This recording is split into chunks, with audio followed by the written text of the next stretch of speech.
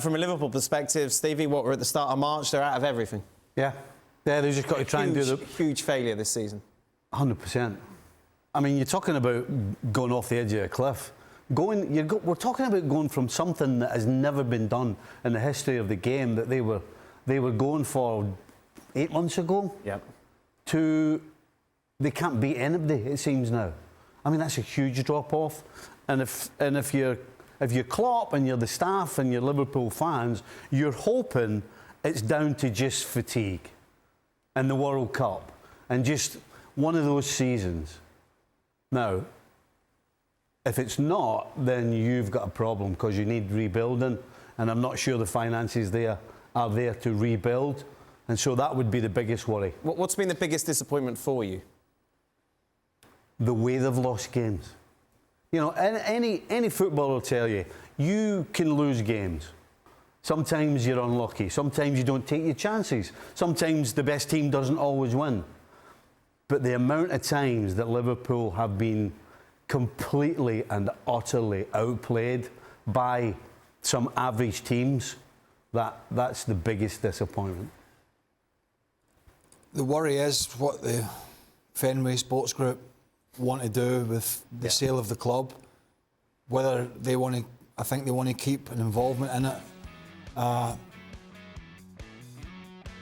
Who they're going to sell it to, the major stake. There's a Qatari investment fund firm, whatever you want to call it, reportedly going to buy Man United. They're going to pump money in. We've already seen what's happening at Chelsea, albeit shambolic at the moment, but there at least there's finance. City, you know, obviously they spend and they've got all these charges, but what if they don't get the Champions League? What if the sale is to somebody or to an investment firm or a company or individual that's a little bit more coy about it?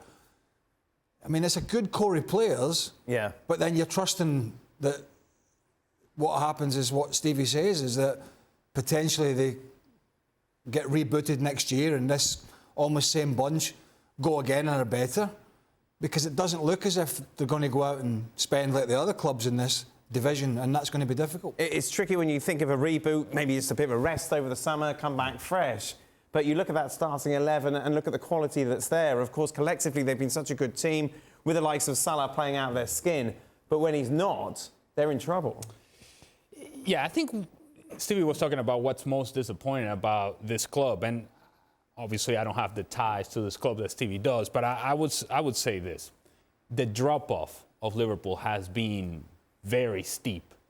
Think about who they were and what they were playing for at this time last season. And usually when a team has a drop-off, it doesn't happen this quickly. It doesn't happen not only this quickly, but to see the difference of what they were and what they are. That the standard, utilizing Stevie's words, they didn't get embarrassed. That's the standard for a team that was just in Champions League final just last season. Yeah. Right? And so that's why the natural tendency will be to think, no, okay, these are still good players. So it has to be a reboot. We're just a couple of pieces away. The danger is that drop-off has been steep for too many players. Not only as a group, but for too many individuals. And can they get that level back? That is a big gamble to take. I think the biggest thing we'll find out will be at the start of next year, because it's difficult for us when we just see Liverpool playing game to game.